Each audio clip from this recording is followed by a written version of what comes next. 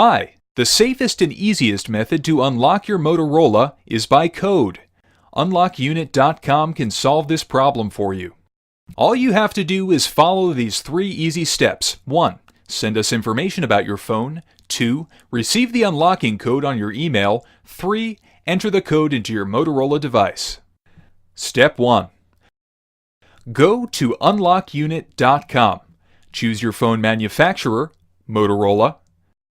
Choose your phone model and press the Unlock Now button. You will be redirected to the Unlock Motorola page, and here you have to select the country and network you originally bought your phone from.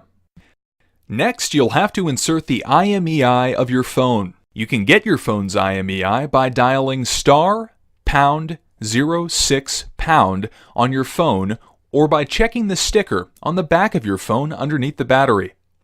You'll also need to enter your email address and then proceed to payment. Step 2. You will receive the unlocking code and all the necessary instructions on your email in the shortest time possible. Step 3. You have to insert another carrier's SIM and wait for your phone to ask for the unlocking code. Then, enter the code you received from us and your phone will be unlocked. For more information, visit UnlockUnit.com and check the FAQ or just contact us. Thank you.